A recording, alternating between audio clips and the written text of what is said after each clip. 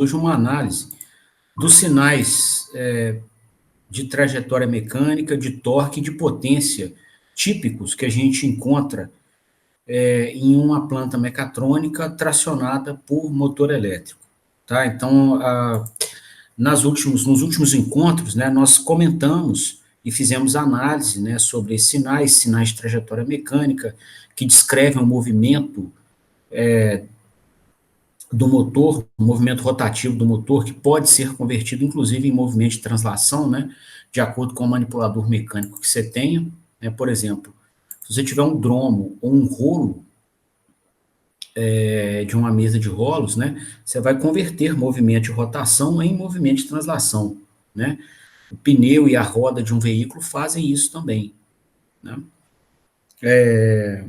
A gente viu, né, como atuar sobre esses sinais, se a gente quiser seguir uma trajetória mecânica especificada pelo cliente.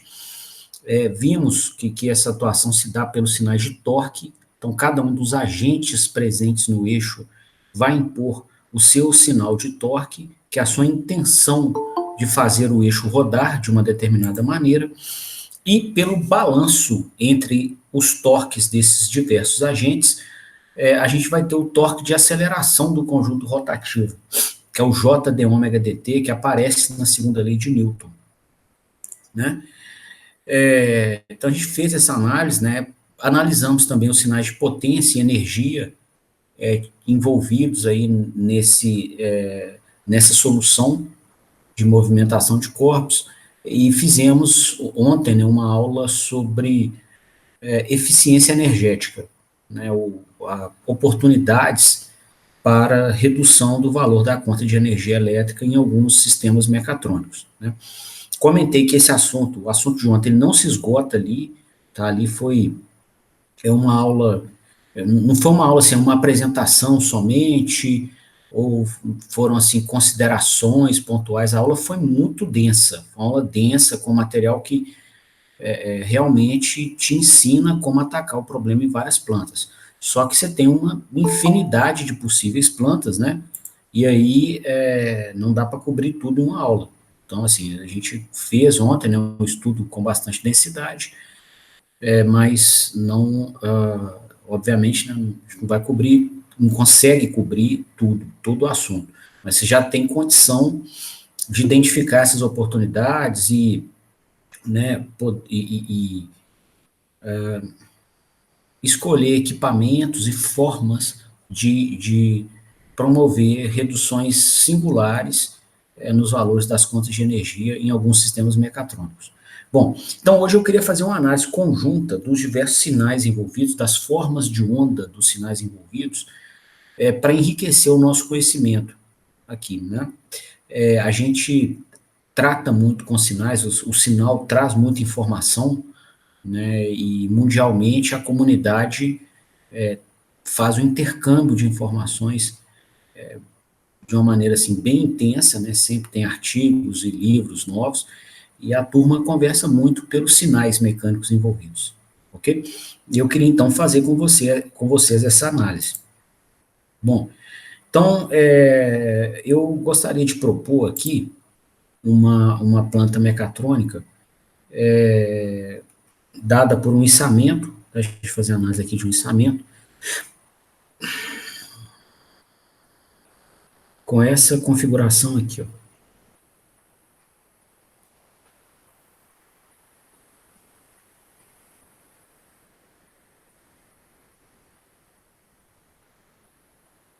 Então aqui nós temos o rotor da máquina,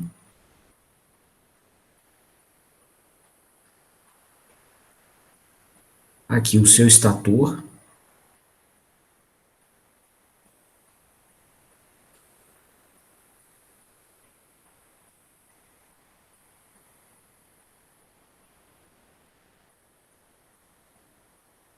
deixa eu assumir aqui uma máquina com fixação pelos pés, tá?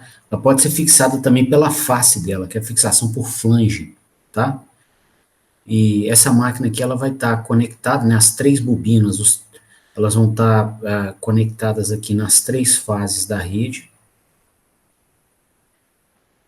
E a gente vai assumir aqui que algum equipamento eletrônico de potência vai operar como uma fonte de tensão controlada. Tá? Então, ele vai conseguir impor a tensão que nós precisarmos nos terminais elétricos para que apareça o torque que a gente quiser aqui no eixo.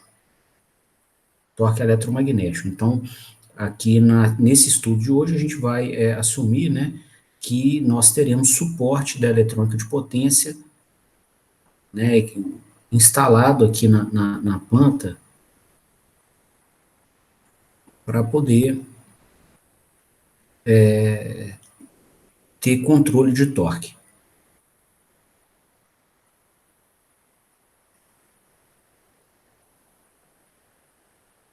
Então, aqui estão as três fases, A, B e C do estator.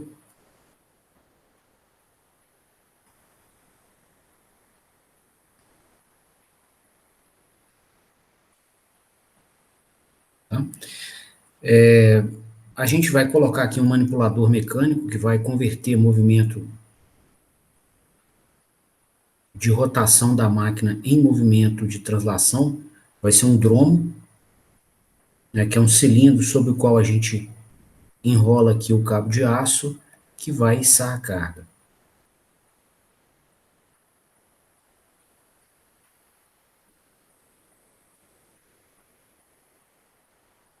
Okay? Aí aqui a gente vai ter a carga útil do cliente. Tá? Então, vai descer aqui com um cabo de aço. Tá? Aqui eu estou pegando um exemplo, né, para ser mais claro no que eu estou propondo, mas outras plantas mecatrônicas também têm o seu comportamento explicado pelo que a gente vai expor aqui. Tá? Então, o fato de a gente estar usando, né, esse cenário aqui do içamento não tira a generalidade das conclusões que nós vamos obter do estudo. Tá? Então, elas são conclusões que também se aplicam a outros cenários. Tá? Aqui está o solo.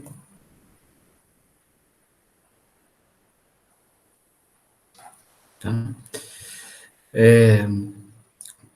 Essa carga do cliente, né, ela vai impor um torque para cá. A gente viu em outros encontros, né, que esse torque de carga é constante, ele independe da velocidade angular que o conjunto esteja operando. Tá? A gente vai medir velocidade angular positiva para cá. Tá? Então, quando a gente estiver, né, com velocidade angular positiva, essa velocidade mecânica com sinal matemático positivo, quer dizer que a gente está subindo a carga. Né? O dromo vai estar enrolando aqui em sentido anti-horário e a gente vai estar subindo a carga. Tá? Eu vou só melhorar meu desenho. Um minutinho. Não gostei dele, não.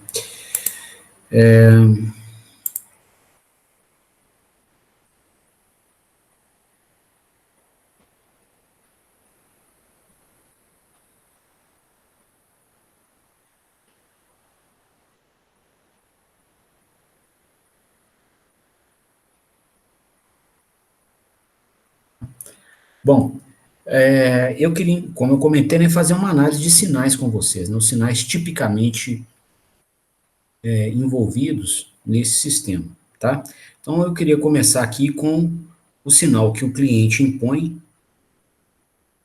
os sinais que o cliente impõe, tá? Que é o sinal de velocidade mecânica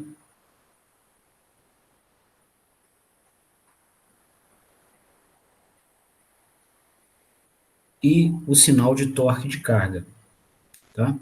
Às vezes, né, o cliente não vai te falar assim exatamente, olha, eu quero uma velocidade mecânica que chegue a um valor de pico de 1.720 RPM. Pode falar a velocidade de translação aqui, por exemplo.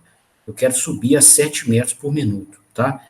Com a velocidade de translação em metros por segundo, claro, e o raio do dromo, você consegue chegar na velocidade angular, né? V igual a ômega R, logo ômega igual a V sobre R, tá? Então aqui eu vou fazer o estudo, né, assumindo que o cliente nos entrega, ou nos fala qual que é a trajetória de velocidade que ele quer, E aí, se algum dia você trabalhar com alguém que te dê uma trajetória diferente, tudo que a gente estudou aqui vale do mesmo jeito. Tá? Na verdade, inclusive, essa habilidade, né, de traduzir o que o cliente quer para variáveis mecatrônicas é algo que a gente vai desenvolver aqui durante o curso. Né? Vocês podem observar que eu uso muitos exemplos nessas nossas aulas para a gente, inclusive, ganhar essa habilidade, tá? De conseguir traduzir. Quem tem que entender de mecatrônica somos nós, e não o cliente. Né? Então, por vezes, nós vamos ter que ter essa habilidade de conseguir, né, traduzir os dados de processo na linguagem que ele conversa para as variáveis mecatrônicas, que é o campo de trabalho onde a gente fica mais à vontade para prestar as nossas contribuições, ok? Então, o cliente vai dar esse sinal de velocidade e a gente vai assumir que a gente efetivamente vai conseguir rastreá-lo sem erro. Então, nós vamos colocar na ponta do eixo exatamente o que o cliente quer, que inclusive é a nossa função mesmo, tá? E nós temos suporte tecnológico para fazer, não é nada fora do nosso escopo, tá? É igual pedir um cardiologista para analisar um coração, um mecânico, né, para consertar um carro, um pedreiro para fazer um serviço de alvenaria, mesma coisa que, né, pedir um engenheiro mecatrônico para garantir controle de trajetória mecânica na ponta do eixo de uma máquina elétrica, tá? Assim, totalmente dentro do nosso escopo. E aí, a gente vai assumir inicialmente, né, que nós vamos tirar essa carga, né, de uma determinada altura e vamos subi-la. A gente comentou que sinal positivo de velocidade significa movimento para cima, tá? A gente vai subir com essa velocidade aqui em rampa, vai manter essa velocidade constante até ele chegar no topo do movimento e depois vai frenar lá em cima para poder manter a carga içada e parada lá em cima. Por vezes, né, em içamentos, o trabalho desejado não é só de içar a carga, você vai ter que transladar também para depois descer ela em outro ponto. Tá? Então, durante esse tempo de translação, você não precisa mais manter o içamento. Então, o içamento vai operar com velocidade mecânica nula. E aí, a gente pegou, subiu com a carga. Agora estamos com velocidade mecânica nula, que é essa última região do sinal de velocidade que eu desenhei.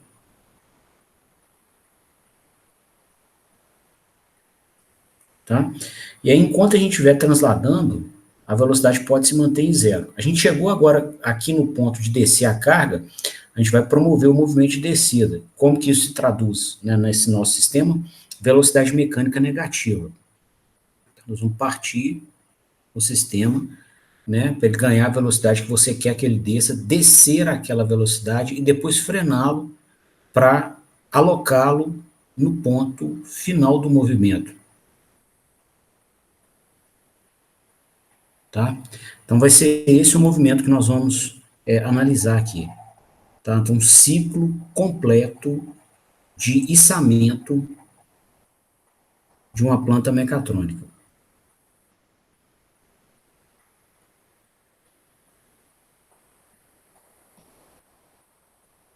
Ok? Bom, então o cliente escolhe, né, o sinal de velocidade, a gente vai reproduzi-lo no eixo, né? E o primeiro sinal que já fica bem caracterizado aqui é o de aceleração angular.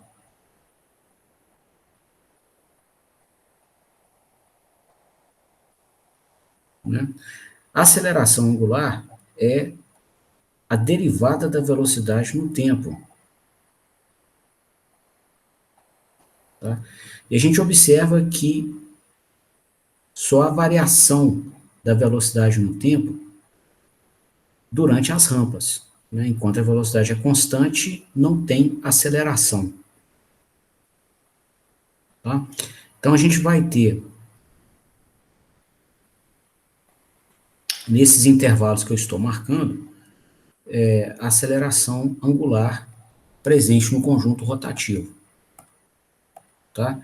Então você vai ter uma determinada aceleração aqui positiva, que a taxa de variação ali é positiva, né, da velocidade. Chegou nesse instante, a velocidade está constante, a aceleração angular é nula, ela se mantém nula até o momento que você deseja a frenagem.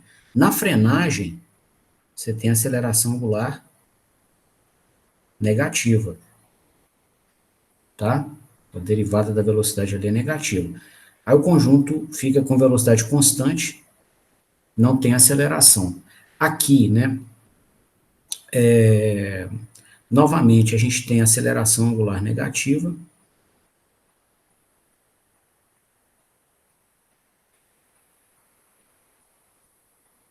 E aqui, ó, aceleração angular positiva.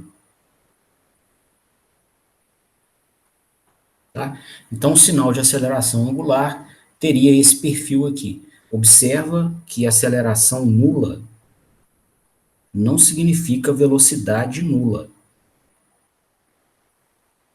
Significa velocidade constante.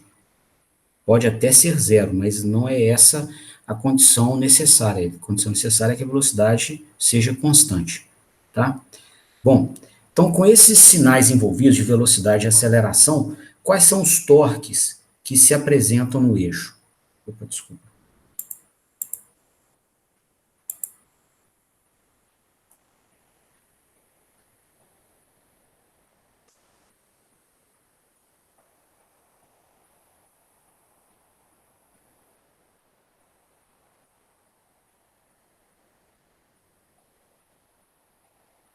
Né? Bom, vamos colocar esses torques aqui. O torque da carga do cliente, ele é constante. Essa é uma carga de içamento, né?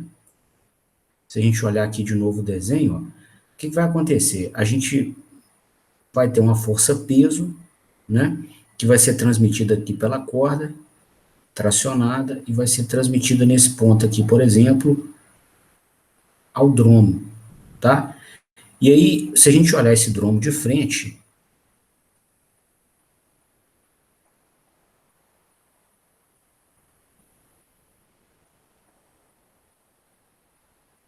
tá? Você vai ter essa força-peso aplicada aqui e o raio do dromo, que é constante, né? Então, o torque de carga que se apresenta nesse cenário vai ser qual? Essa força-peso está produzindo uma intenção de rotação para cá, que vai ser a força vezes o braço de alavanca, né? Que já são ortogonais aqui, montado para ser. Tá? O raio é constante, não varia durante o movimento, e a força-peso também não. Né? Tanto a massa quanto a aceleração da gravidade não estão variando durante o movimento. Logo, o torque de carga vai ser constante. Uma carga que não varia com a velocidade de operação. Nem todas as cargas são assim. Tá?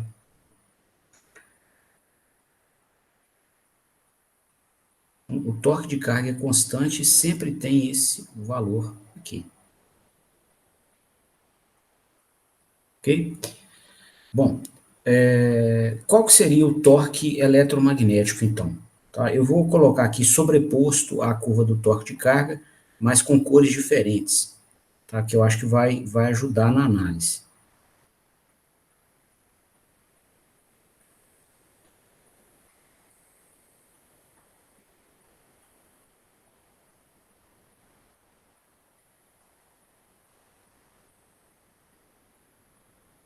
Tá?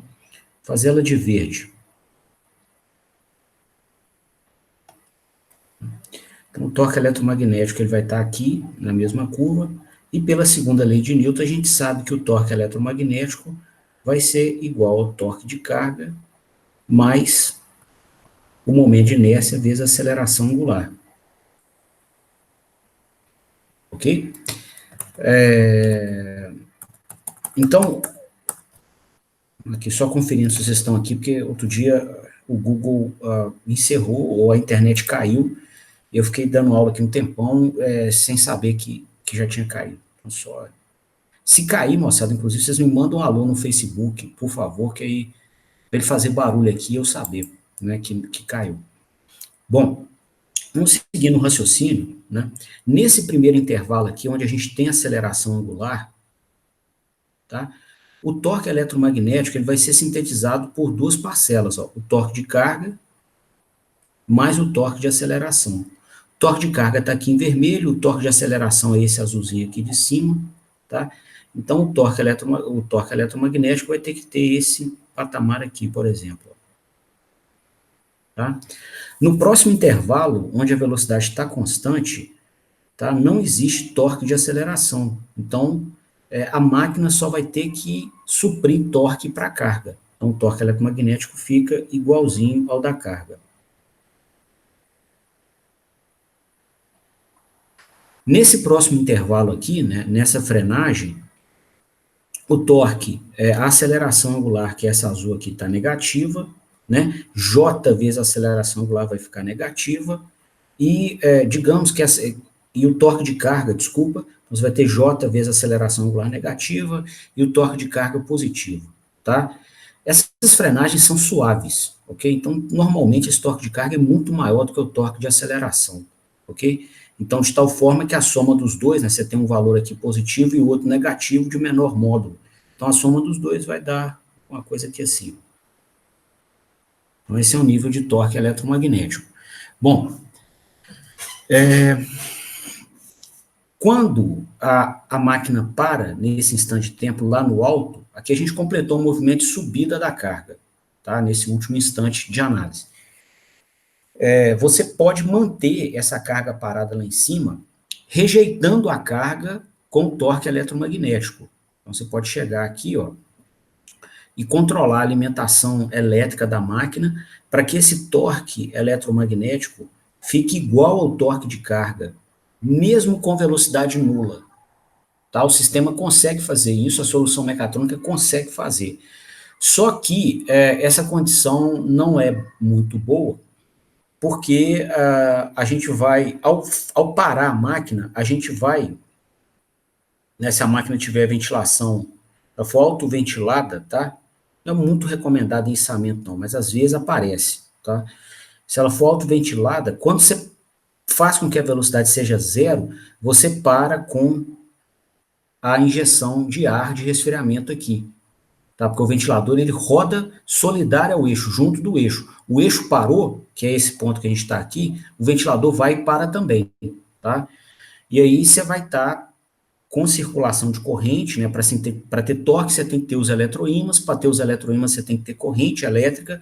Tendo corrente elétrica nas bobinas, você tem calor, que é o que a gente conversou ontem e na penúltima aula, né, sobre os formatos da potência na máquina. Então, você vai estar produzindo calor e não tem ninguém que tira. Então, o que vai acontecer, né? A temperatura vai crescendo, a temperatura é correlata à energia. Se tem potência térmica, a integração, o acúmulo daquela potência, daquela taxa de envio da energia no tempo, vai fazer com que a energia térmica cresça, a temperatura cresce e, eventualmente, você pode danificar o verniz isolante das bobinas da máquina. Tá? As bobinas são várias espiras enroladas, né? E compactadas numa bobina. Uma volta é uma espira. E aí as próximas voltas, né, estão todas em série, a segunda, a terceira, a quarta volta, e esse conjunto de voltas ou de espiras forma a bobina. O espaço é curtinho, então a primeira volta, que é a primeira espira, encosta na segunda, tá? E aí, para não ter curto-circuito, você tem que cobrir o fio com verniz isolante, seja um isolante elétrico, tá? E aí, com temperatura excessiva, você danifica esse isolante, bate um curto na bobina. Tá? As espiras entram em curto, um conjunto delas ou todas elas, ou entra em curto com a carcaça da máquina.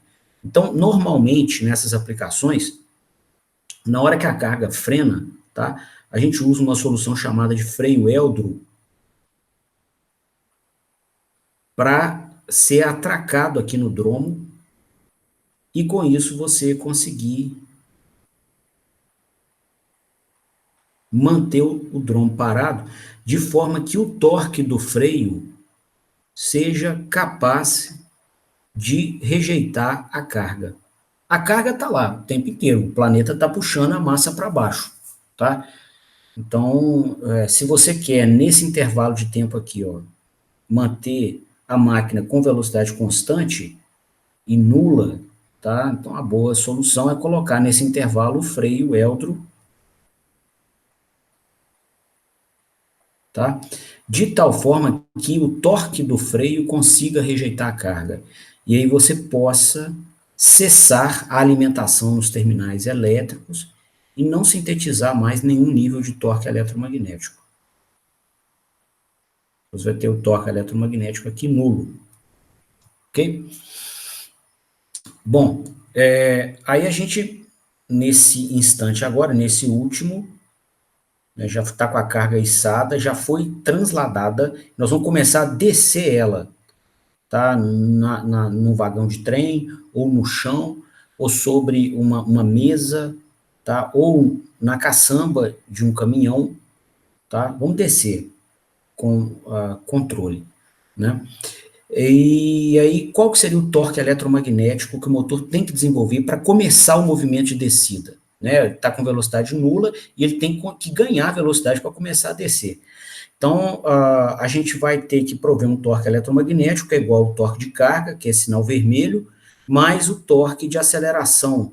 Lembrando aqui que a gente tem uma aceleração negativa, né? Então, J vezes alfa vai dar negativo também. O momento de inércia, não existe momento de inércia negativo, tá?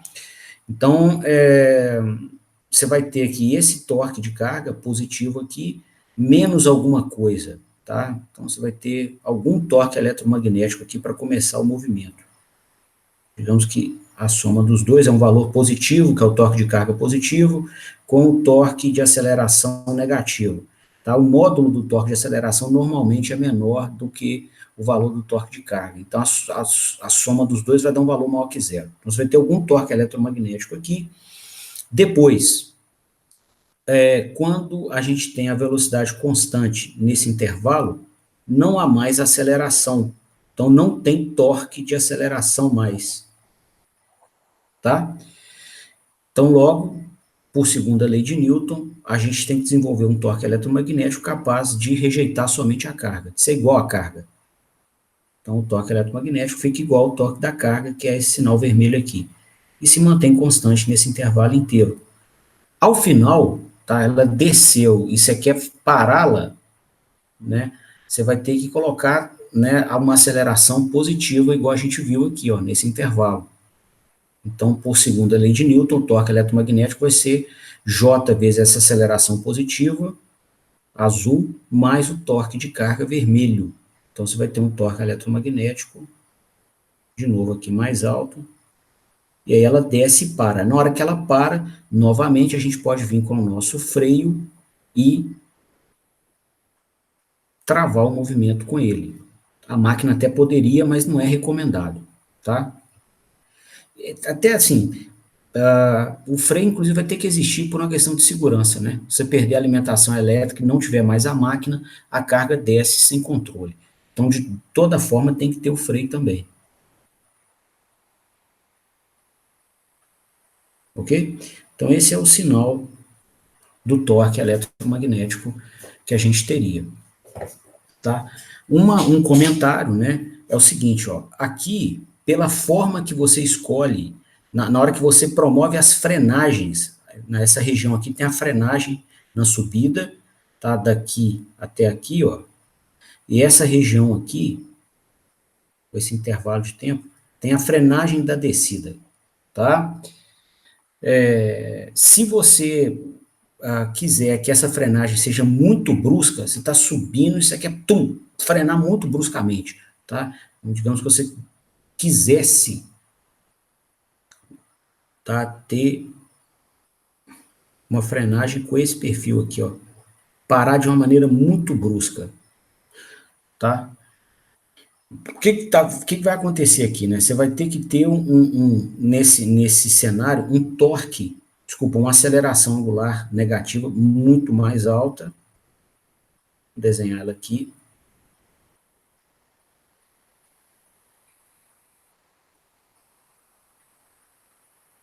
Ok? E aí, potencialmente, você pode precisar, inclusive, de um torque eletromagnético negativo, tá? Aí depende da aplicação. Eu estou só... Esse primeiro estudo que a gente fez, tá? Que são sinais inteiros aqui, não são sinais dos dois últimos pontilhados, é o caso mais típico, tá? Mas abrindo a nossa mente para outras opções, né? E para aumentar o nosso conhecimento do sistema, tá? É possível. Se você quiser uma aceleração angular brusca demais para frenar isso, você vai precisar de torque até negativo.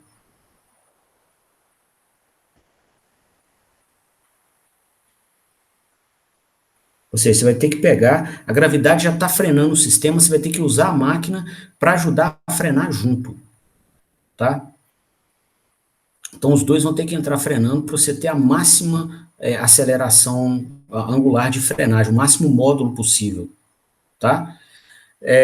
Pode acontecer também o cenário de você aceitar que a carga pare, está no movimento de subida, ela vai parar aqui em cima, você pode aceitar que ela pare com o efeito que a própria gravidade impõe, tá? Então digamos que aqui, ó, você aceitasse que a carga parasse nessa rampa aqui, ó.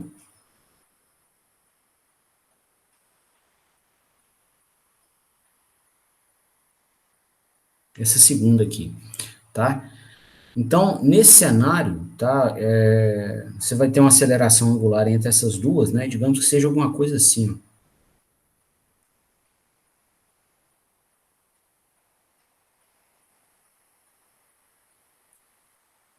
ok?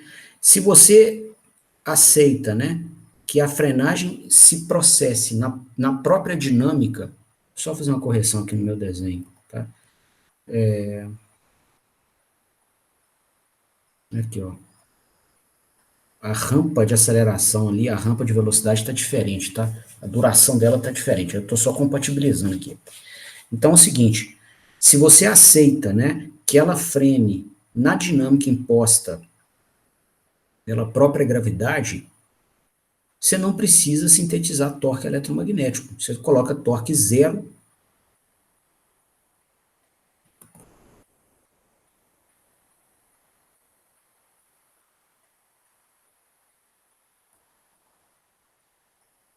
e beleza. Vai frenar com torque zero, né? Aqui, ó. Você tem a torque de aceleração, que é o J vezes a aceleração angular, igual ao torque de carga. Vai haver a frenagem, tá? É outra possibilidade. Então você pode, né, ter o torque eletromagnético nessa frenagem positivo. Se você quiser frenar ela mais lentamente do que a frenagem imposta pela gravidade, você pode ter o torque eletromagnético nulo, que é quando você quer frenar ela na dinâmica ou na aceleração imposta pela gravidade, e você pode ter o torque eletromagnético negativo, que é o último cenário, quando você quer frenar ela numa aceleração maior do que aquela que a gravidade sozinha criaria. Tá? Nesse último cenário aqui, eu queria fazer uma correção nos meus sinais. Ó. Olha aqui, a duração desse evento de frenagem, quando você quer frenar muito brusco, é essa aqui, ó, daqui até aqui, ó, né? Então, a aceleração correspondente, que é essa que a gente fez essa linha traço-ponta aqui, ó, tem que também ter a mesma duração. E eu errei, eu coloquei ela terminando aqui na frente, ó. Nós vamos corrigir isso. A gente descreveu esse evento por esse sinal aqui, ó. Eu coloquei uma duração errada para ele. Vamos corrigir aqui.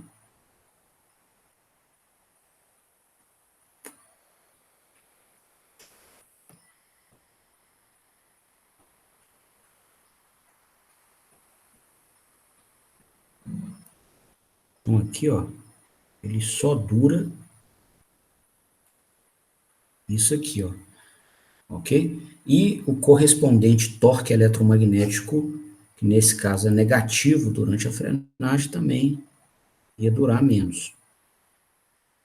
Né? Eu coloquei a duração dele errada ali. A análise é toda válida, tá? Não tem nada errado na análise, é só essa duração aqui.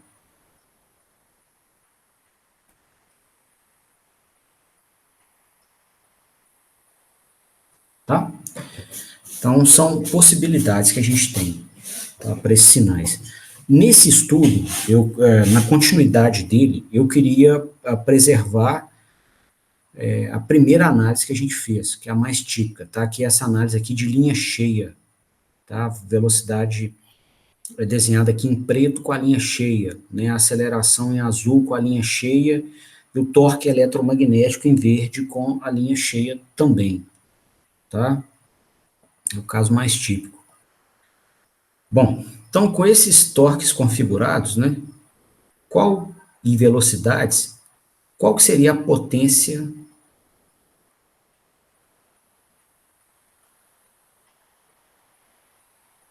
desenvolvida pela máquina no eixo mecânico? Então, a potência que a máquina desenvolve no eixo vai ser o torque que ela desenvolve vezes a velocidade do eixo. Então, eu vou omitir aqui o tempo, a gente sabe, né, que é um fenômeno que a gente analisa instante a instante de tempo. E se a gente então for traçar, né, esse sinal de potência, o que vai acontecer aqui? Nós vamos multiplicar então o sinal verde por esse sinal preto aqui, ó, tá? E no primeiro intervalo, quando a gente está acelerando a máquina e iniciando o movimento de subida, então vou marcar aqui esses intervalos de tempo.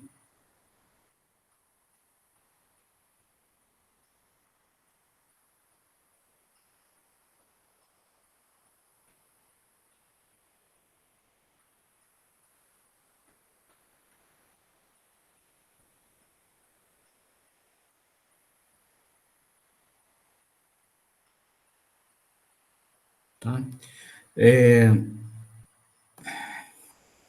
que vai acontecer aqui nesse primeiro intervalo de tempo? Ó, você tem um torque eletromagnético constante vezes um sinal em rampa. Né? Então, uma constante vezes um kT vai dar uma terceira constante, né, vezes tempo.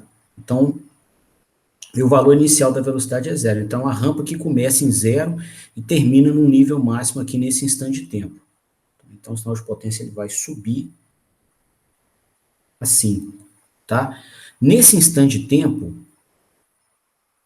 no final da rampa, né, de velocidade, o torque cai em degrau, ele cai bruscamente, tá? Então você tem a velocidade basicamente igual, um pouquinho antes de acabar a aceleração e um pouquinho depois. E o torque caindo brutalmente um pouquinho antes e um pouquinho depois. Então o produto da velocidade pelo torque vai mostrar uma queda brusca aqui, ó, tá? Depois os dois são constantes, né, durante esse intervalo aqui,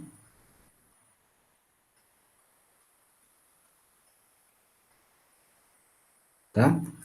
E aí vem, no final do movimento de içamento, do movimento de subida do içamento, né, vem a frenagem, tá? Então, nessa frenagem, o que a gente está vendo aqui, ó?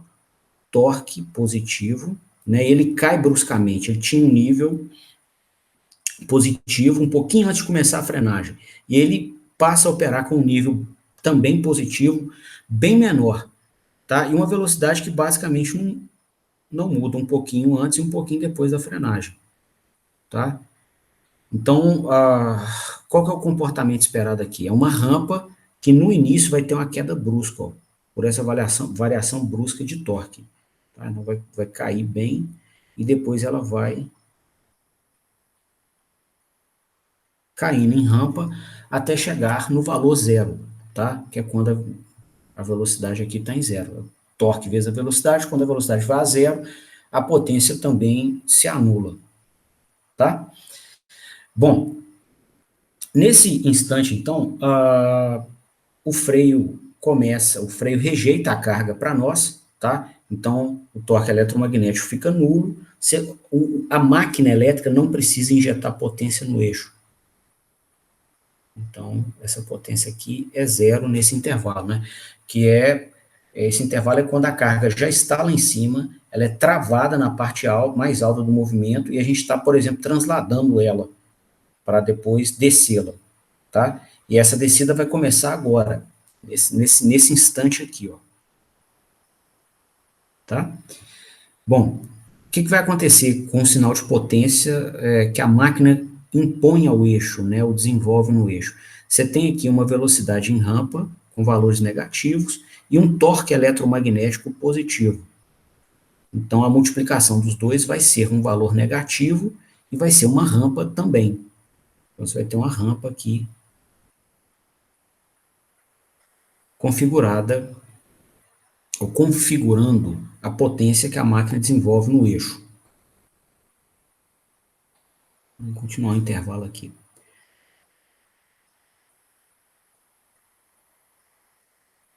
Bom, aí ela ganha a velocidade de cruzeiro para descida e vai descendo nessa velocidade constante. É o que acontece desse instante até esse instante de tempo aqui. E aí, moçada, nesse intervalo de tempo, né, qual que é a potência que a máquina entrega no eixo? Ó, você tem a velocidade constante e você tem o torque constante também, que é essa onda verde aqui. Então, vai ser uma potência constante, né? A velocidade é negativa e o torque positivo. Então, vai ser um valor de potência positivo, é negativo, tá? Vai ser esse mesmo patamar de potência aqui, ó? Não vai ser um patamar de potência menor. Um módulo menor, desculpa. Matematicamente está maior, né? Mas é um módulo menor. Por quê? Apesar, se você olhar aqui, do final da aceleração, tá, para o início da operação à velocidade constante, a velocidade quase que não muda, como tem que ser, velocidades não variam bruscamente. Só que o torque varia, ó. Ele tinha esse patamar aqui e explode em degrau para esse outro aqui, ó. Tá? Então tem que haver uma variação brusca da potência. Inclusive, né, como o módulo do torque cresceu, meu desenho aqui está errado. O módulo da potência tem que crescer também. É para cá, ó. Ok? Deixa eu apagar o sinal errado aqui.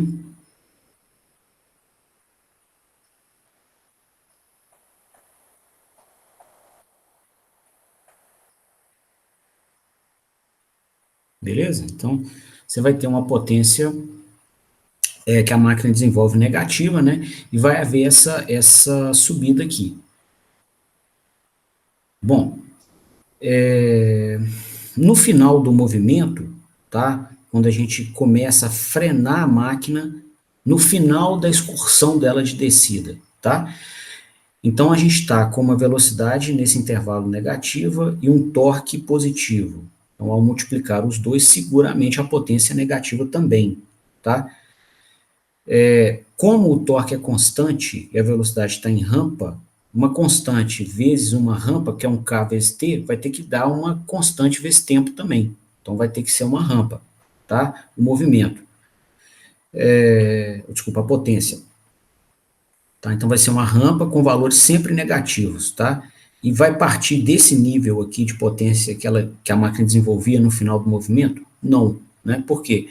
Porque do final do movimento ao início da frenagem, houve um salto brusco aqui no torque. Tá? Então, a gente vai aumentar o módulo da potência nesse intervalo, tá? E depois ela vai decrescendo a zero, tá? Então, esse aqui é o sinal de potência configurado, né, no eixo mecânico, ou desenvolvido no eixo mecânico pela máquina.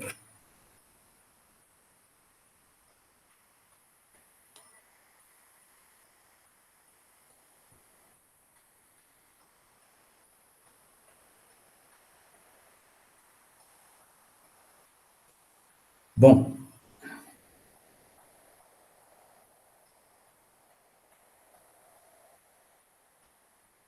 né, esse sinal de potência aqui, pessoal, ele traz muita informação interessante, tá? Você observa aqui que a máquina inverte o sinal da potência que ela desenvolve nesses dois intervalos. Então, na subida, ó, ela entrega potência aos terminais, desculpa, ela entrega potência ao eixo mecânico, né? Como a única fonte primária conectada na máquina é a rede elétrica, significa que ela tira potência dos terminais elétricos tá? Então, ela tira a potência daqui. Então, a potência elétrica injetada pela rede elétrica na máquina e parte dessa potência vem aqui para o sistema mecânico, tá? Então, nessa operação, o fluxo de potência se dá do mundo elétrico para o mundo mecânico. Então, a máquina opera em modo motor, tá? Então, essa região aqui é a região do modo motor.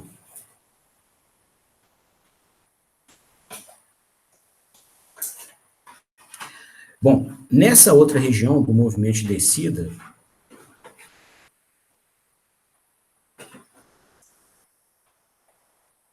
a potência é negativa, tá? Então, se a gente atribui um sinal matemático positivo para quando a máquina entrega potência ao eixo mecânico, o sinal matemático negativo, que é o que a gente tem nessa região, significa o contrário, significa que ela está extraindo potência do eixo mecânico, tá?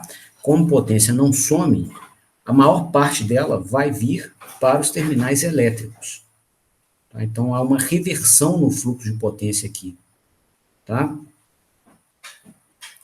Então, a potência sai do eixo mecânico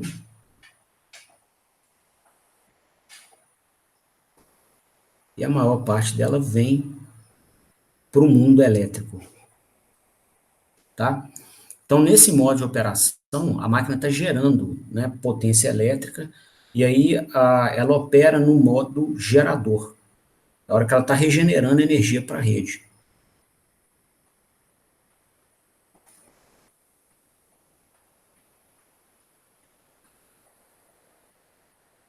Tá?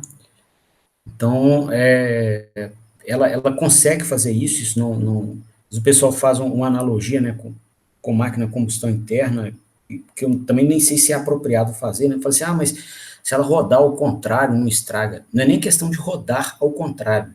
Ela reverte o fluxo de potência. E isso ela faz de maneira natural. Tá? A comutação do modo motor para o modo gerador na máquina é natural.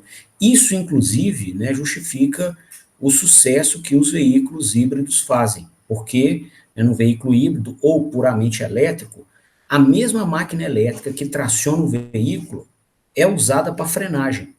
Então, a boa parte da potência envolvida na frenagem do veículo, ao invés de ser desenvolvida pela pastilha de freio, que pega, né, a energia cinética do carro e converte em energia térmica e dissipa para o ambiente, tá? Quando você tem uma máquina elétrica embarcada dentro do carro, você consegue usar dela mesma, a mesma máquina de tração, para promover frenagem.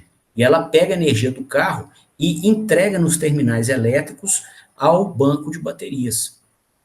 E aí fica com essa energia armazenada, o banco de baterias é um armazenador de energia, ele vai ficar com essa energia armazenada para usar em um momento futuro, quando o motorista pedir operação de novo em modo motor. E aí o sistema de gerenciamento de potência, ele pode, né, com isso, inibir o uso da gasolina, ou da fonte do etanol, do diesel, né, para usar da energia do banco de baterias. Né? E daí que vem a economia de combustível fóssil, tá? Porque você, enfim, né, você vai deixar de usar combustível nesse segundo movimento que eu descrevi, nessa próxima aceleração, ok? Você vê aqui alguns veículos híbridos hoje, pelos últimos números que eu tenho, fazem 30 km por litro, tá? É representativa a economia que eles vão disponibilizar, tá? Bom, como que fica o sinal da energia, então? Tá? Eu queria fazer mais uma análise aqui também. Observa aqui, ó, né, a inclinação dessa curva, tá? Aqui, ela vai ser mais ou menos íngreme, essa curva que existe durante a aceleração aqui, né? Ela nasceu do produto do torque pela velocidade, né? A velocidade o cliente escolheu, logo ele escolheu a aceleração, aqui, tá? Se o processo exigir uma dada aceleração, para que o seu ritmo seja adequado, né, à produção de alguma coisa, você não tem que fazer com essa aceleração. Só que tem sistemas que você pode sim escolher esse nível de aceleração, tá? Exemplo, igual a gente acabou de falar, veículos elétricos, tá? Para quem dirige, né, você sabe, tem gente que mantém a velocidade mais constante possível e tem gente que vai ver um cruzamento, né, com um sinal, um semáforo daqui a 200 metros, está vermelho, o cara está metendo o pé para acelerar nos 100 primeiros metros e depois frenar tudo nos 100 últimos, tá? O que vai acontecer com isso? Ó? Se a pessoa, se já é uma aplicação que o usuário pode escolher a aceleração angular, quanto mais brusca for essa aceleração, mais potência ele está pedindo, tá? Porque com essa aceleração muito brusca aqui, essa parcela do torque eletromagnético, que é exatamente o torque de aceleração, o torque de carga está aqui, ó, o sinal vermelho. O extra é o torque de aceleração, tá? Então, se a pessoa escolhe uma aceleração brusca demais, ela pede torque eletromagnético demais da máquina, ou do sistema de tração que seja, né? Aqui está usando a máquina elétrica, mas se fosse uma máquina a combustão interna, a análise aqui é a mesma, tá? Aqui eu estou me valendo de segunda lei de Newton, conceitos de potência, relações dinâmicas de posição e aceleração. Então, o enfoque da disciplina é o torque eletromagnético, mas, desculpa, a máquina elétrica que desenvolve o torque eletromagnético, mas se fosse uma outra solução de tração, toda essa análise é válida do mesmo jeito. Tá? Inclusive a máquina a combustão interna, que foi de onde a gente começou essa última conversa. Tá?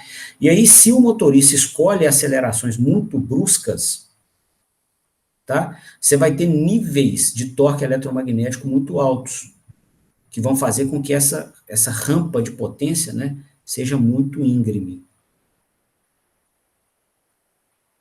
cresça muito bruscamente, tá? E aí o que vai acontecer com isso? Você vai, né, com essa potência maior, né, demandada pelo usuário da aplicação, você vai ter que também ter muito mais energia no final do intervalo de aceleração aqui, tá? Muito mais consumo de combustível no carro, por exemplo, ok? Então, se, né, uma boa diretriz para se economizar combustível é não ficar impondo recorrentes acelerações e frenagens no carro, né?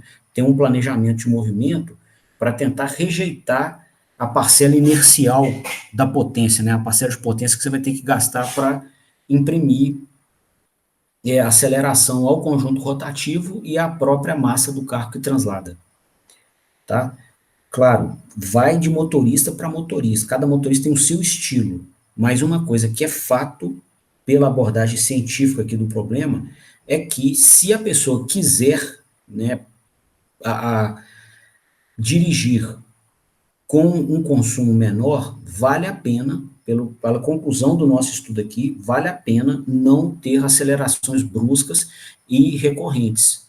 Tá? Fazer um planejamento de movimento, né, olhar a estrada, olhar o que tá mais à frente, né, e planejar o movimento para evitar esse tipo de aceleração, ok?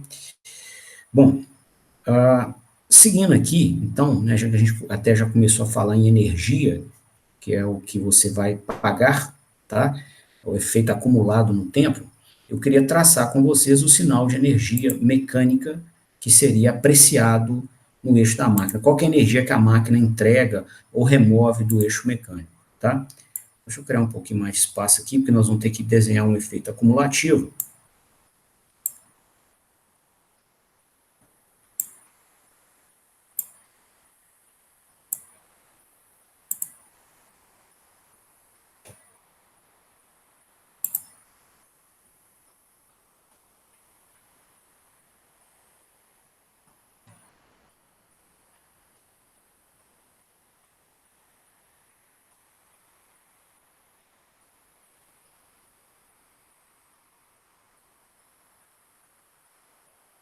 Bom, A energia que a máquina entrega, né, ao eixo mecânico vai ser a integral da potência no tempo.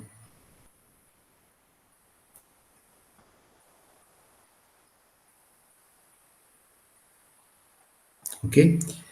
Bom, então vamos desenhar esse sinal aqui nos diversos intervalos de operação do nosso sisteminha.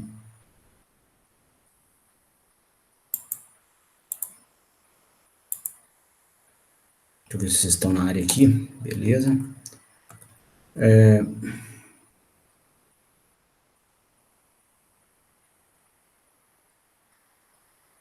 Vamos destacar os diversos intervalos.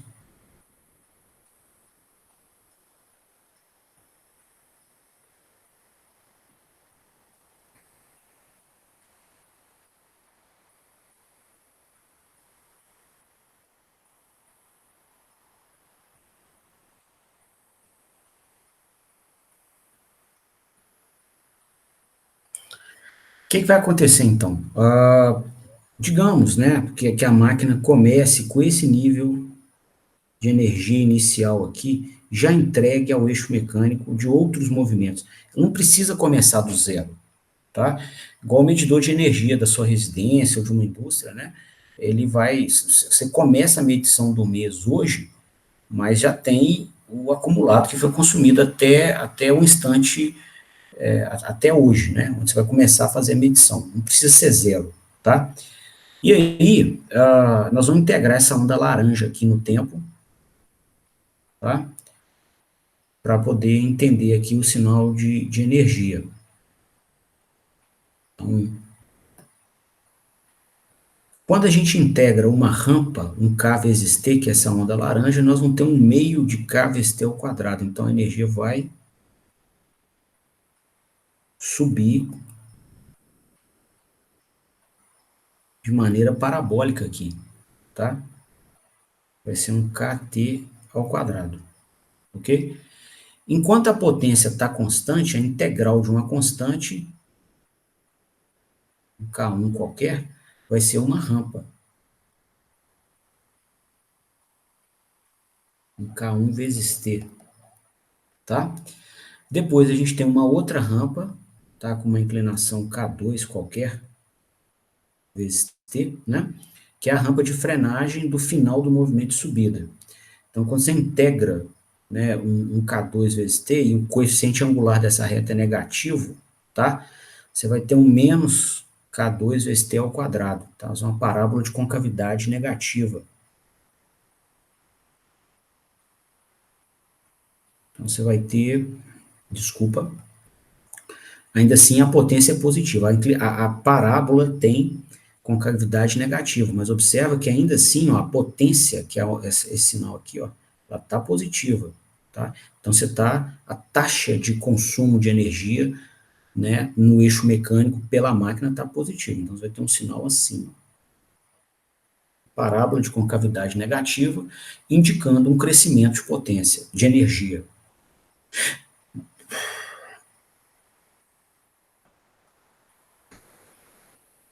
Ok? Bom, durante o intervalo que a máquina não desenvolve potência para carga, tá? Ou seja, a potência é zero aqui, ó. O freio Eldro está travando a carga lá em cima enquanto a gente está deslocando ela, tá? Existe a anulação da energia? Não, né? A energia é um efeito acumulativo. Então, olha para você ver, a energia nesse instante depende de tudo que foi acumulado desde o instante zero, que é esse aqui, ó, tá? Então, teve toda essa energia aferida até aqui. Quando a potência fica zero, nós vamos fazer a integração, tá? Para saber o nível dela, por exemplo, nesse instante de tempo aqui, T1, tá? Então, se você quiser saber o valor dessa energia aqui, você vai olhar a área da curva da potência inteirinha, desde o zero até o T1, tá? Então, aqui a área é até nula, mas no resto do intervalo não é não. Então, né, na hora que você para de consumir potência, na hora que você tem a potência zero, a energia fica constante. Ó. Tudo que você consumiu até então está medido, registrado, ela fica constante. Aqui, pessoal, a gente começa então a ter potência negativa, né, uma rampa que, quando integrada para caracterizar a energia, então vai dar uma parábola de concavidade negativa também. Tá? E agora com a energia decrescendo, tá? Nós estamos integrando uma potência negativa. Então, o valor Olé, da energia.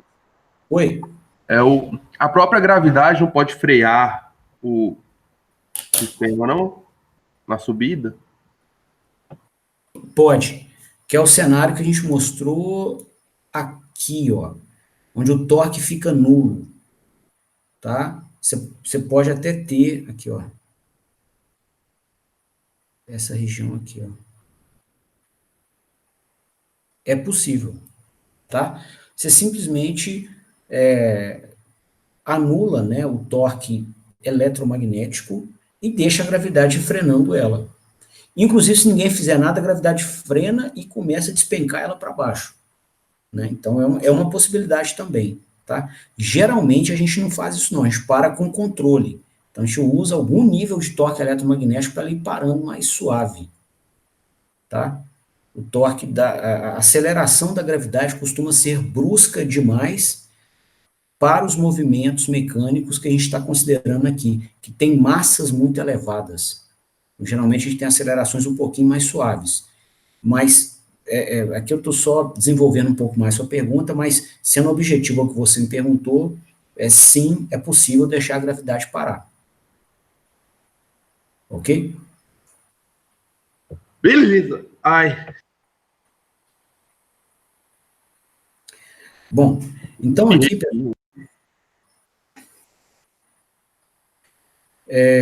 nesse próximo intervalo aqui, ó, essa região, a gente está descendo, né, é a velocidade de cruzeiro da carga na descida, tá? Então, a gente vai integrar aqui uma potência constante. Então, a integral de uma constante vai ser uma reta, tá? Só que com coeficiente angular negativo, porque a potência está negativa, tá? E, por último, há uma rampa aqui de coeficiente angular positivo. Então, a integral de um, por exemplo, se tiver 2 vezes t, que é a rampa, se você integra isso no tempo, isso é 2 vezes t ao quadrado sobre 2, né? Então, você vai ter aqui uma parábola de concavidade mais um valor inicial, né? Mais um nível inicial qualquer, tá? Então, você vai ter aqui uma parábola de concavidade 1, que é positiva,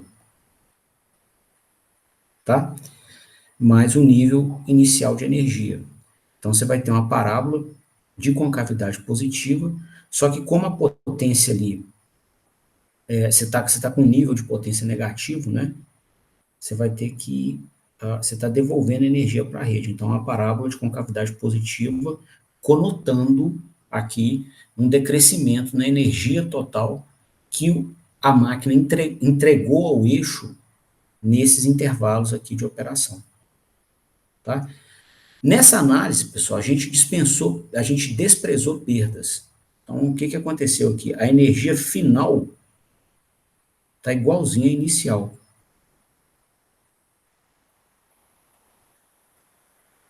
Tá? Considerando, se a gente fosse incorporar aqui os atritos, né, da máquina, não seria igualzinho, não. Seria um nível um pouquinho maior. Tá? Então, ao final aqui de um intervalo de operação, você ia ver a energia que a máquina entrega ao eixo mecânico um pouquinho maior. Tá?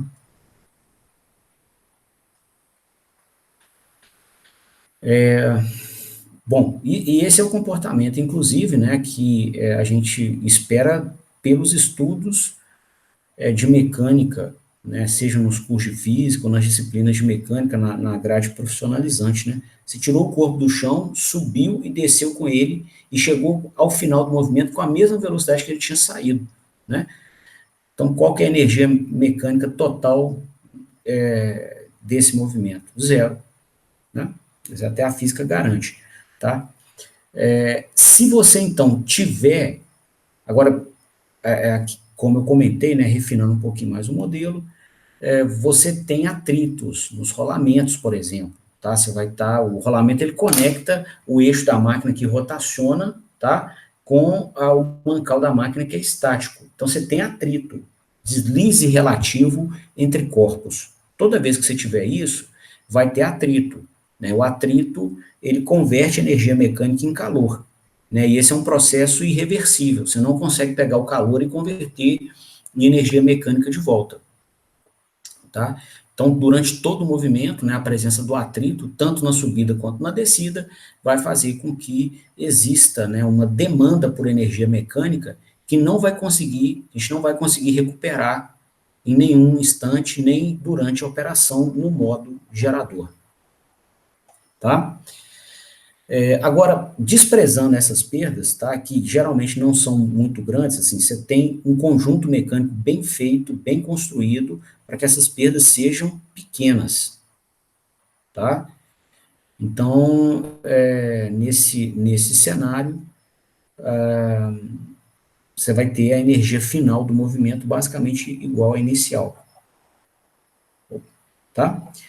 O que nos mostra o seguinte: se a gente conseguir, então, né, algum equipamento capaz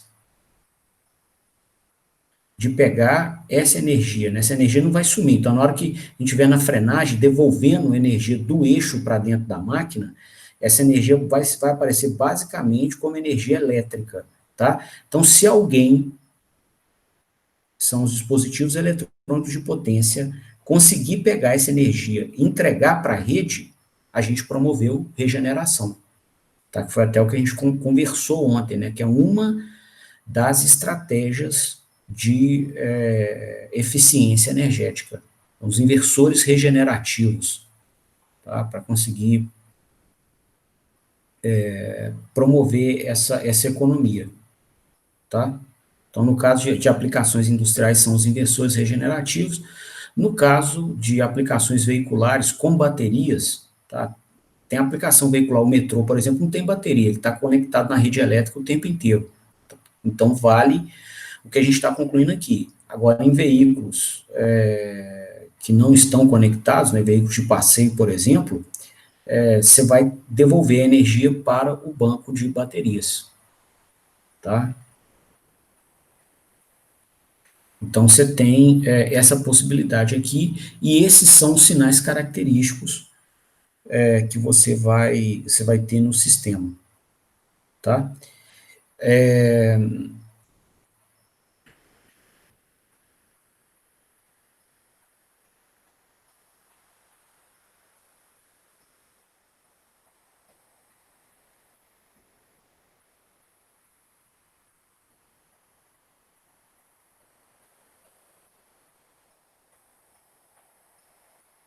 E a energia elétrica, né? Já que nós estamos falando de possibilidades aqui de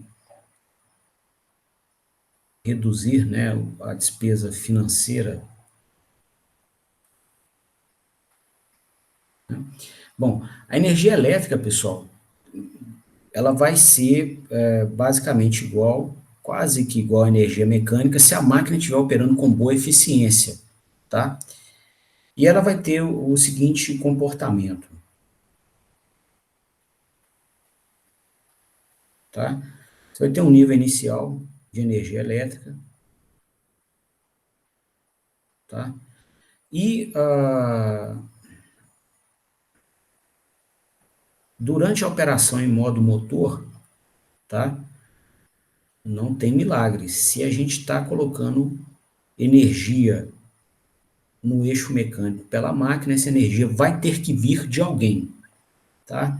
Então, nessa aplicação, não tem nenhum motor diesel acionando essa máquina elétrica, não tem uma turbina eólica, não tem um sistema hidráulico, tá?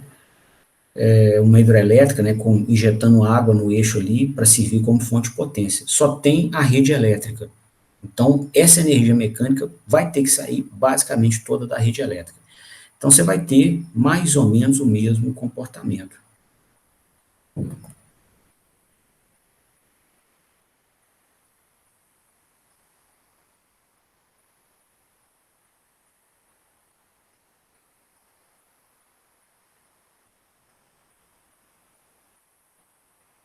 Tá? Então, aqui você tem uma energia mecânica 1, tá? E aqui essa energia elétrica 1, nesse instante de tempo, você colocando no mesmo instante de tempo, tá? Vai ser um pouquinho maior do que essa energia mecânica, devido à parcela da energia elétrica que é convertida em calor durante o processo de conversão eletromecânica de energia, tá? Quer dizer, a gente vai demandar tensão e corrente dos terminais elétricos, com corrente circulando nas bobinas. Você vai ter, por efeito Joule, conversão de potência elétrica em térmica, R vezes I ao quadrado. E aí o que vai sobrar é a energia mecânica. Tá? Então, a energia elétrica vai ser um pouquinho maior pelas perdas da máquina, pelas parcelas de energia e potência que não são usadas para produzir trabalho útil. Ok? Bom, vai ser um pouquinho maior. Aí, o comportamento da energia elétrica agora, tá? Quando começa, a máquina começa a operar em modo gerador, é que vai depender do conversor eletrônico de potência que está instalado nos terminais da máquina. Tá? Então, se a sua solução não for regenerativa, tá? Nem, não é comum ou de praxe achar inversores regenerativos para todo lado. Então, o que vai acontecer aqui? Nesse intervalo de tempo que começa nesse instante aqui, a máquina até recebe, né, energia do sistema mecânico, tá? Mas se a solução não for regenerativa, não tem um equipamento, um conversor eletrônico capaz de pegar essa energia e jogar para a rede, tá? Então a rede não recebe esse retorno de energia. O consumo fica marcado mais ou menos no mesmo nível. O que tem que acontecer com essa energia, então? Tem alguns conversores que dissipam isso como calor, tá? Se for um inversor não regenerativo, por exemplo, ele vai ter um resistor chamado chopper de frenagem que vai receber essa energia, tá? E convertê-la em calor. Vai jogar fora literalmente, tá? Então essa aqui é a solução quando o conversor não é regenerativo.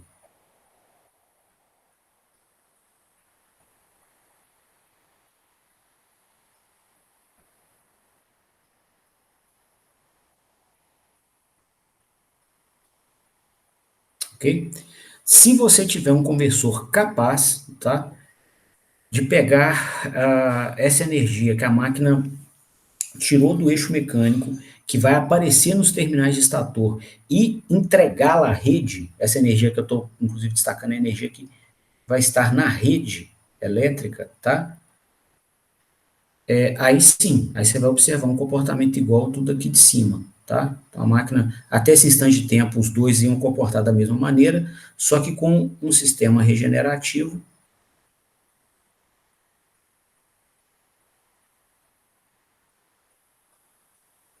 você ia ver esse perfil da energia elétrica aqui. Tá? Ele ia conseguir efetivamente pegar, né, a energia que a máquina começa a entregar para a rede nesse instante de tempo aqui, para frente, né, e devolver, desculpa, começa essa energia que a máquina consegue extrair do conjunto mecânico e efetivamente devolver nos terminais elétricos. Tá? Tal forma aqui que ao final, a energia do final do movimento é um pouquinho maior do que a energia do início. Tá? E se a solução não for regenerativa, a energia elétrica ao final está nesse patamar aqui, ó. Olha a diferença brutal aqui, ó. Você começou com esse nível de energia, tá? Vou reproduzir ele aqui.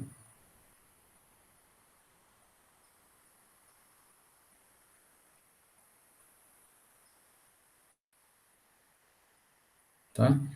E acabou com esse aqui, ó. Se a solução não é regenerativa.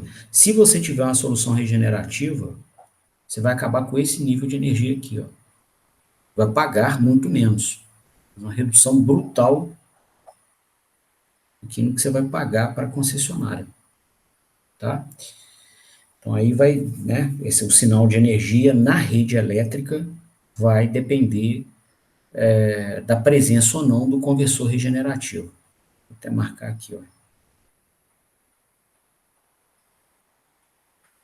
Esse sinal aqui já é com o conversor.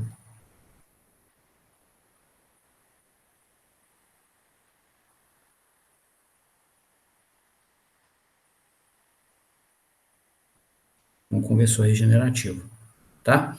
E para não dar confusão também, né, que aqui a máquina elétrica, né, se é um equipamento muito poluído, entre aspas, né, de potências e energias, né, nos mais diversos formatos. Então, só para a gente não se confundir, né, e saber exatamente em que ponto cada sinal está sendo medido, tá? Então, essa energia elétrica que eu marquei ali, eu vou até diferenciar aqui. Essa é energia elétrica na rede,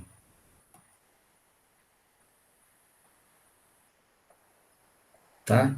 Que vai ser energia elétrica aferida, que é a energia elétrica que a gente paga, medida aqui, ó.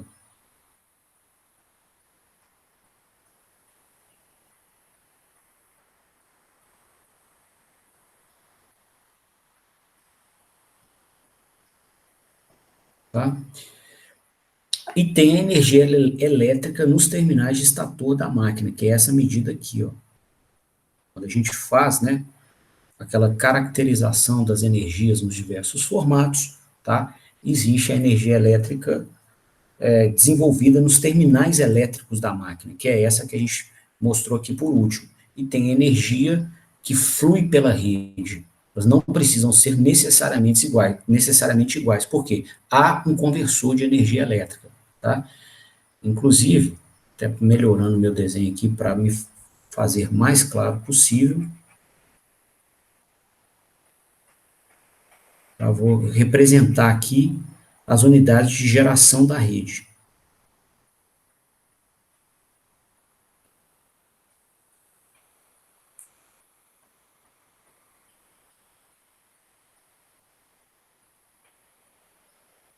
Tá? Então, aqui tem as três fases da rede, né?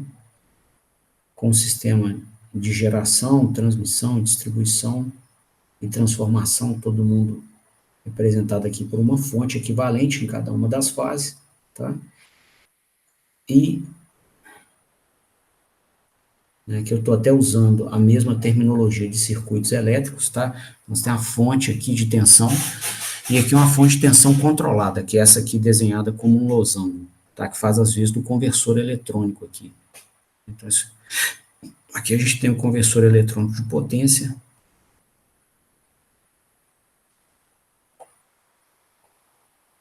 que pode ser regenerativo ou não. Se ele não for regenerativo, nas frenagens, ele direciona a energia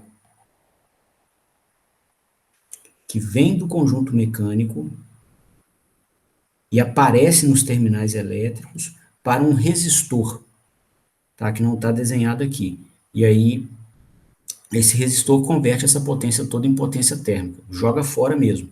Se for um conversor eletrônico de potência regenerativo, ele pega a potência mecânica, né? O sistema vai pegar a potência mecânica, extraí-la do eixo, converter em potência elétrica nos terminais da máquina, e essa potência elétrica dos terminais da máquina aparece na rede, como potência elétrica para a rede de energia.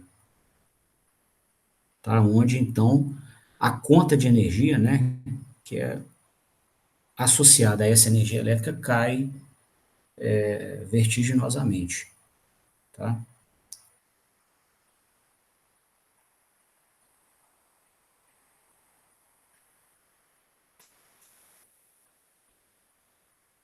Então, nesse ponto aqui, pessoal, eu encerro o que eu queria apresentar para vocês quanto os sinais típicos envolvidos aqui, tá? Então, em estudos, né, simulações, medições de campo, tá? Vocês vão, artigos, livros, né? Vocês vão tipicamente encontrar esses sinais com essas formas de onda que eu estou apresentando, e agora você já tem condição, né, de interpretá-los de uma maneira coerente, né? Conseguir ter uma leitura fluente ou entender exatamente o que cada um deles trata e traduz, ok? Eu queria, então, abordar o último módulo que eu trato na primeira parte da disciplina de máquinas, né? Essa primeira parte aqui, ela é uma revisão sobre princípios da mecânica rotacional. Eu conversei com vocês, né? O enfoque nosso é a máquina, tá? A gente está só gastando um tempo aqui entendendo o cliente da aplicação, que é o conjunto mecânico, tá? Isso tem relevância ímpar para nós, e tem que ser tratado com muito cuidado, porque cliente a gente trata bem, tá? Isso é mandatório se você quiser ter sucesso na sua vida profissional. Cliente você tem que tratar bem, você tem que entender do negócio do cliente para poder ajudá-lo, né? E ele te abrir as portas profissionais que você está buscando, tá? Então a gente está exercitando essa diretriz agora nesse módulo do curso. Então, você está entendendo aqui da aplicação do cliente, tá? Mecânica, né, uma área densa, né, muito rica de conhecimento, e você já tem diversas disciplinas de mecânica, tá? Então, assim, a gente não vai cobrir isso aqui, tá? Não vai cobrir a mecânica inteira, lógico, a gente não, né, o enfoque nosso é a máquina elétrica, né, e para dar cobertura também em conhecimento de mecânica, né, amplo, teria que ter um professor de mecânica. Eu sou da área de elétrica. Então, a minha maior contribuição com vocês é na máquina, tá? Só para a gente não perder, né, o que a gente está fazendo aqui no curso. Tá? Essa contribuição que eu estou dando em mecânica aqui é só para a gente entender da planta do cliente, né, de como conversar com ele, de como traduzir os pedidos dele em sinais mecatrônicos, né, de como evitar problemas, né, de manutenção na planta dele, de como usar, né, a planta dele, como atender a planta dele, fazendo com que ele pague o mínimo possível de energia na rede elétrica. Tá? Então, esse que é o enfoque. E tem um último módulo, um último tópico desse módulo de revisão, que são os princípios da transmissão mecânica, tá? Que eu queria começar hoje com vocês e concluir na aula que vem, tá?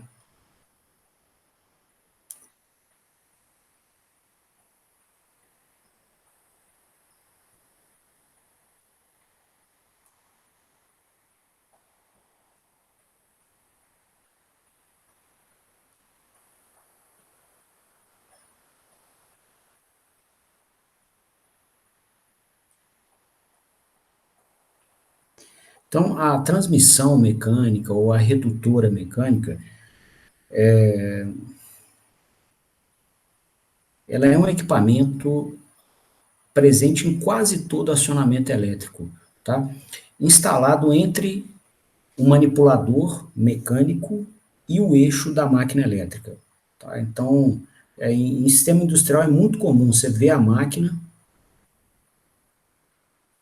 colocar aqui a ponta de eixo dela onde vai um encoder ou um ventilador, tá? Tem a máquina elétrica, tem uma ponta de eixo aqui, tá? Aí você vai ver a caixa de transmissão.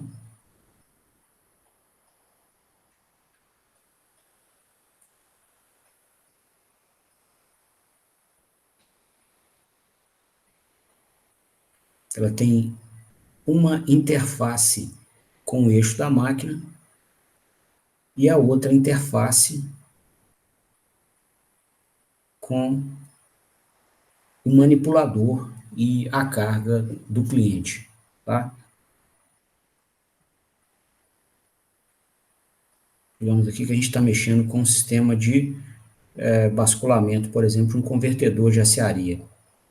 Tá? O convertedor converte gusa em aço. Tá? Você bascula aqui, você vai prender numa ponta de eixo na transmissão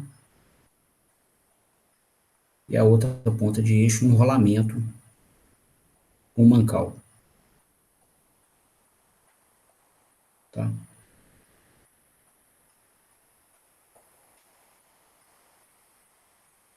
Esse aqui é um convertedor.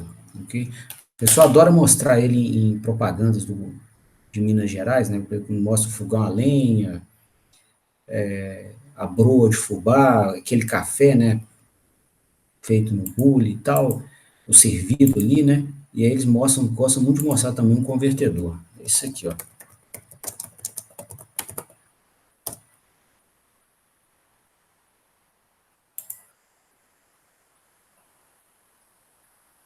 Uai, quis não.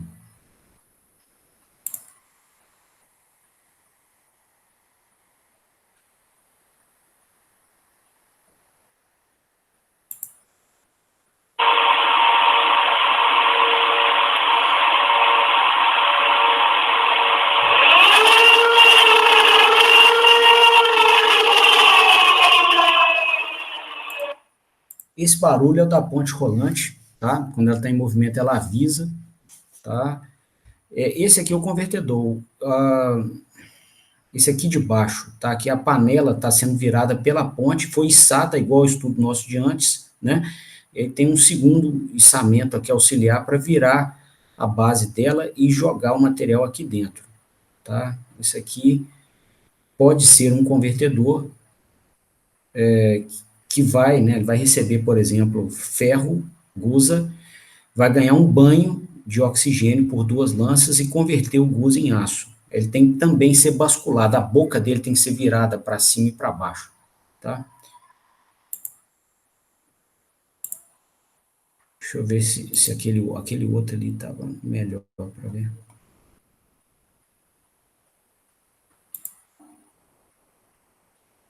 Tiraram mesmo. Mas enfim, é ele, tá? Depois você pode pesquisar aí o que é que é um convertedor, tá?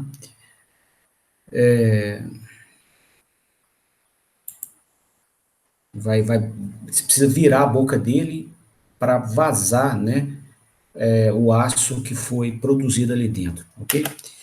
Bom, então, continuando aqui, ó, você vai ter a máquina elétrica que vai promover esse movimento.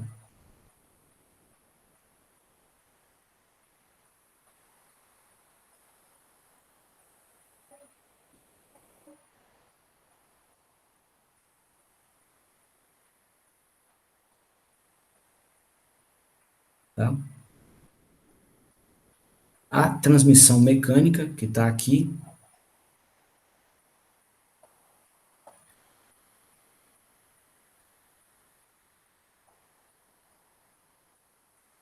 e o manipulador e a carga do cliente que estão aqui do lado. Tá? Então, ele é um equipamento, a transmissão, a redutora, tá? Em alguns casos também multiplicadora, ela é instalada entre o eixo da máquina e o eixo da carga. Então, ela recebe, né, potência aqui no formato mecânico, o torque eletromagnético e a velocidade mecânica, tá? E entrega potência também no formato mecânico, mas com outro nível de torque e outro nível de velocidade, tá? Então, ela é um conversor de potência mecânica em potência mecânica, tendo, assim, o mesmo comportamento, né, da maior parte das plantas mecatrônicas, dos sistemas que compõem a solução mecatrônica, né? A máquina elétrica que ela converte potência elétrica, recebida aqui nos terminais, em potência mecânica. O conversor eletrônico de potência, que a gente avaliou aqui no último estudo, tá? Esses rapazinhos aqui, ó, essas fontes controladas. Eles recebem potência elétrica e convertem em potência elétrica também, tá? É um conversor, até por isso o nome, conversor, tá? Só que ele é eletrônico, tá? A máquina é um conversor de elétrico para mecânico e a transmissão é de mecânico para mecânico, tá? E o que que ela está fazendo então? Ela está compatibilizando os níveis de torque e velocidade que a máquina disponibiliza com os níveis de torque e velocidade que a planta precisa. É isso que a transmissão mecânica está fazendo, tá? Uma aplicação muito usual, né, da transmissão mecânica são os carros, né? Quando você tem lá uma transmissão mecânica, onde você regula, né, o nível de transmissão, ou em quantas vezes ele vai multiplicar o torque de entrada para o torque de saída, ou em quantas vezes ele vai multiplicar a velocidade de entrada para a velocidade de saída, tá? Então, a transmissão, né, a caixa de marcha do carro, ela, em cada uma das marchas, você está regulando o nível de transmissão, esse fator de multiplicação entre torques e velocidades. E filosoficamente, ela está fazendo a mesma coisa que eu expliquei aqui para o convertedor, e que vai ser a mesma coisa em qualquer cenário que ela se apresente, né? Compatibilizar o que o motor gosta de entregar com aquilo que a carga precisa receber, tá? No caso do veículo, por exemplo, o que acontece? Tá? Comentei com vocês, né? A gente analisa muito esses sistemas de tração pelas curvas de torque por velocidade. Então, aqui nós vamos colocar no eixo Y o torque da máquina a combustão interna, e aqui no eixo X, né, nas abscissas, a velocidade mecânica, tá? E a curva de torque por velocidade do motor a combustão interna, ela tem mais ou menos esse perfil aqui. Para cada abertura de borboleta, tá, onde você vai regular a mistura de ar com combustível, você vai ter esses sinais, né? Parece um hipérbolezinho assim de torque por velocidade, tá? Bom, as regiões de eficiência, as regiões de pico de torque são curtas, e eu mostrei ontem para vocês também que as regiões de máxima eficiência são curtas, tá?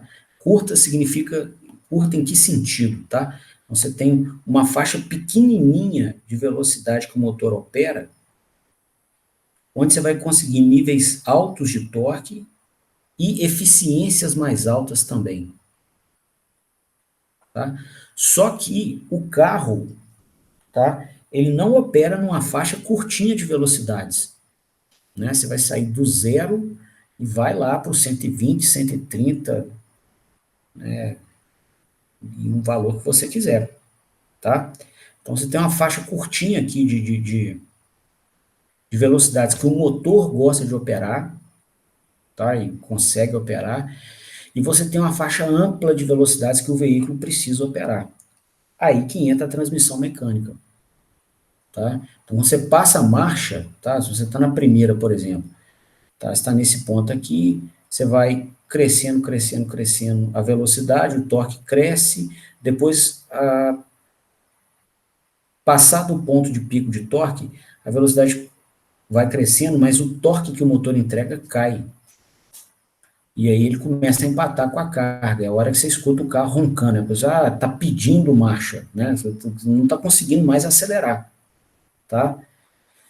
Aí você vai e passa a marcha. Na hora que você passa a marcha, apesar da velocidade do carro não mudar expressivamente, a velocidade do motor muda. Ele volta para esse ponto aqui, ó. Tá? Aí você está de segunda, vai crescendo, crescendo a velocidade, crescendo, passa no pico de torque de novo, passa no ponto aqui que a velocidade cresceu bastante, né? E o torque da máquina empata com o torque da carga de novo. Aí você passa aqui da segunda para a terceira. Pum! Você faz o motor voltar para cá, ó. Se você olhar o contagiro do motor, toda hora que você passa a marcha, né, ele volta. O velocímetro não, né, que está indicando a velocidade do carro. Agora, o indicador de velocidade do motor, tá? Na hora que você passa a marcha, você vê que ele decresce, né? Quando você avança a marcha, ele decresce na mesma hora. Para quê? Para buscar esse ponto aqui de novo, para deixar o motor trabalhar na região que ele gosta, tá?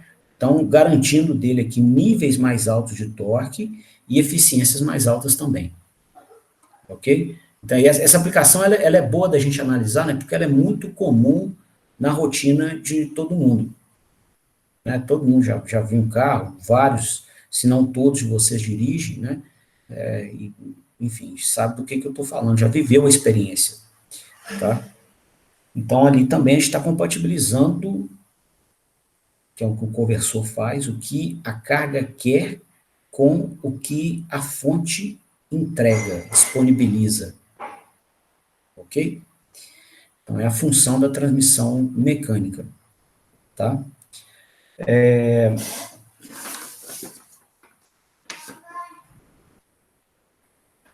Bom, falta um minuto, né? A gente vai fazer um modelo dela completo, não faz sentido, porque com um minuto eu não consigo encerrar o modelo, e aí na aula que vem nós vamos ter que recuperar ele todinho de novo, para conseguir fazer o desenvolvimento do modelo da transmissão, né? Saber aqui qual o nível de torque que ela entrega na saída de acordo com o torque de entrada, com as velocidades, como que o torque da carga é referido ao eixo da máquina, tá? Então, são perguntas relevantes que a gente tem que fazer. Quais são os parâmetros construtivos dela que influenciam, né, nesse nível de transmissão, nesse fator de multiplicação que ela aplica a esses sinais. Então, isso tudo a gente vai levantar no modelo, e não dá tempo de fazer em um minuto, não. Então, eu vou encerrando por aqui. Eu queria abrir a palavra a vocês, né, se vocês têm alguma dúvida, algum comentário, se vocês entenderam, quer que eu repita alguma coisa, eu estou à disposição.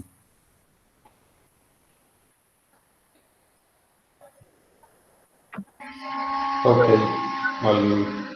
Tá tranquilo, então? Tá tranquilo. Tranquilo.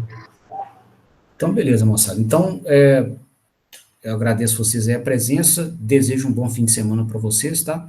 E a gente se vê de novo na segunda-feira, para dar continuidade à disciplina. Beleza, Igualmente, bom final de Valeu. semana para todos aí. Bom final de semana, boa noite. Boa noite, moçada. Boa noite.